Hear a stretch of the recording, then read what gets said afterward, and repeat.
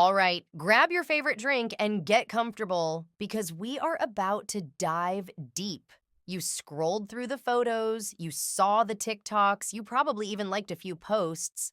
But let me ask you this. Did you actually see what was happening this Kardashian Halloween? Because from where I'm sitting, this wasn't just a holiday. This was the family's annual power play, wrapped in cobwebs and pumpkin spice. This was their Super Bowl.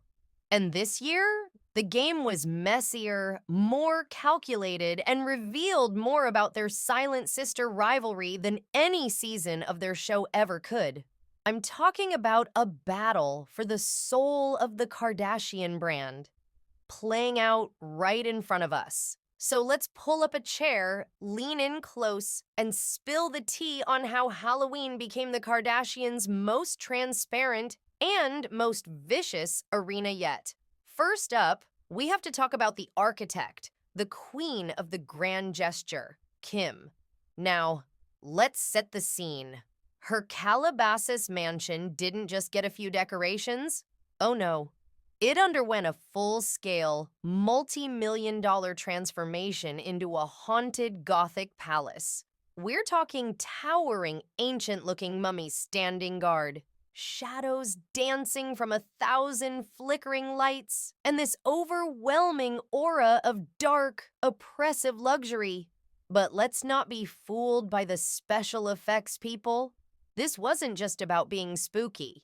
This was a direct response to the narrative of the last year. Think about it. The ratings for their show aren't what they used to be. There's been endless chatter about the end of the Kardashian era, and let's not even get started on those health rumors that were swirling around Kim. So what does she do? She builds a fortress. Her haunted mansion was a physical manifestation of her own public image reboot. Darker, sharper, and completely impenetrable. It was her way of saying, "You think you can break me? You think the empire is falling? Look at this. I am not just surviving. I am towering over you. I control the darkness, and I will use it to my advantage." Every crumbling statue and every faux cobweb was a message. My power is ancient, it's dramatic, and it is not to be questioned. And then, just in case anyone missed the point, she launched her digital assault, the TikTok with North and Chris. Now, on the surface, it's a cute three-generation moment. But let's read between the lines, shall we? This was a masterclass in strategic positioning. By placing herself squarely between Chris, the matriarch who built the empire, and North, the heir apparent who represents its future, Kim is screaming one thing: I am the sun. Everything revolves around me. I am the present and the future of this family. She used a moment of supposed fun to cement her role as the central, indispensable pillar of the Kardashian dynasty. That, my friends, isn't just marketing. That is a power move of the highest order. She's not just in the game. She's playing chess while everyone else is playing checkers. But wait, the plot thickens. Because just when Kim thought she had the narrative on lock, her own daughter started stealing the spotlight.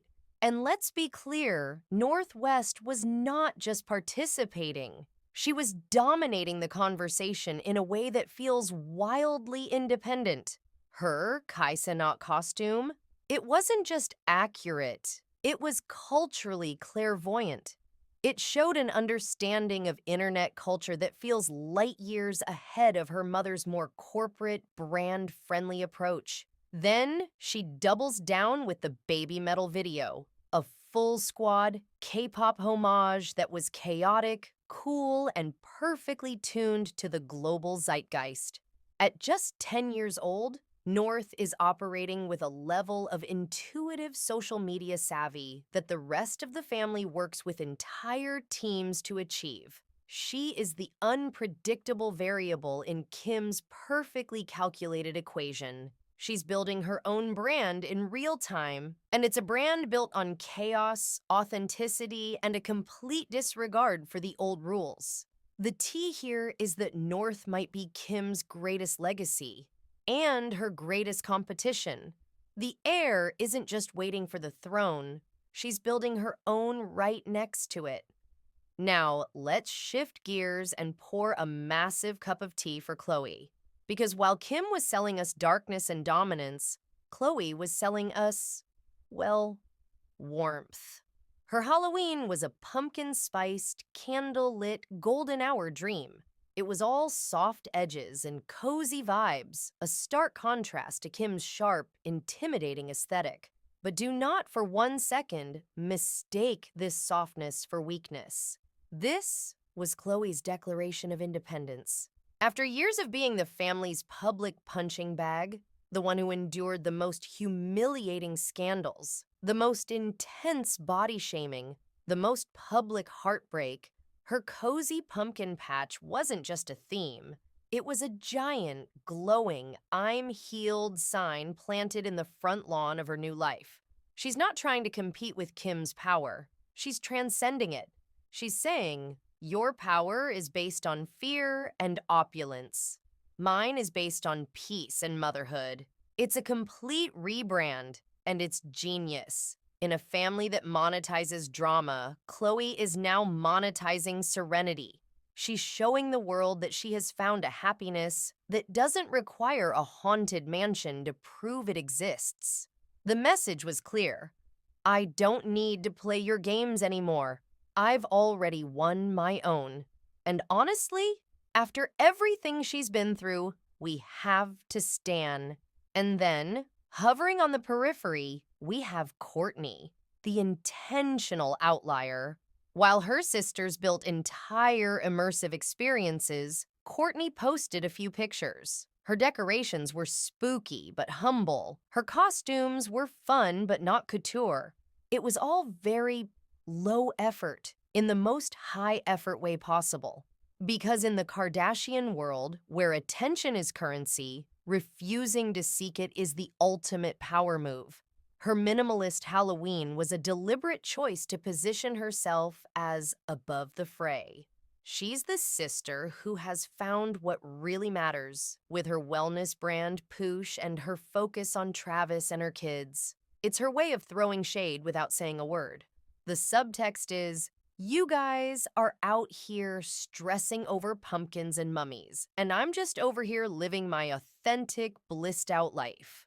But let's be real. Is it a genuine opt-out, or is it just a different strategy? By not competing, she makes herself seem more relatable, more real. And in 2023, relatability is a commodity more valuable than any diamond necklace. So, is Kourtney truly above it all? Or is she just playing a much smarter, much quieter game? The tea is, we might never know, but the ambiguity is exactly what makes it work. So, when you line it all up, the full picture comes into devastating focus. This wasn't three sisters independently celebrating a holiday.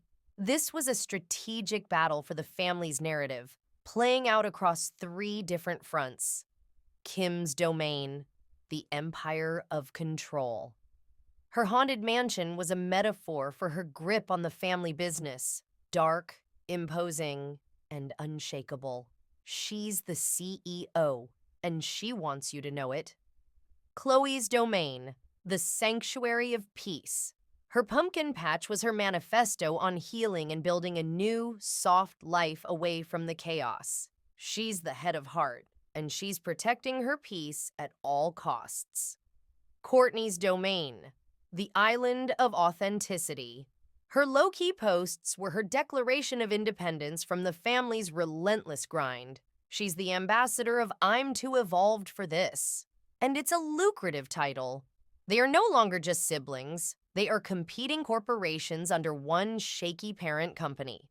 And North? She's the disruptive startup that could eclipse them all. The internet, of course, ate it up. The side-by-side comparisons were ruthless. Kim is giving villain arc, one tweet said. Khloé is giving healed feminine energy, commented another. Kourtney is giving, I have a real life, read a third.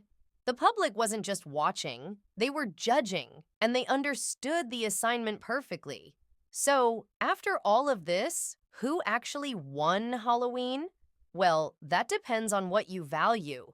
Did Kim win by projecting unbreakable power and dominance? Did Khloé win by showcasing a new, enviable form of peaceful success? Did Kourtney win by making it clear she doesn't even care about winning? The real tea, the spiciest take of all, is that they all won their own personal battles. But in doing so, they lost the illusion of a unified front. They showed us that the Kardashian brand is no longer a monolith. It's fractured into three distinct, competing visions for the future. The sisterhood is a brand, and this Halloween, the branding was looking a little cracked. The costumes come off after one night, but the roles they played, the CEO, the healed heart, the authentic outlier, those are the masks they're stuck with. And the battle to define who they are, that war is just getting started. So I'm turning it over to you. The evidence is all there. Whose strategy did you respect the most? Who do you think is winning the overall Kardashian war? Spill your hottest takes, your wildest theories, and all the tea in the comments below. And if you think this was a deep dive, just wait. Follow for more because the Kardashian Chronicles are never, ever over. See you in the next one.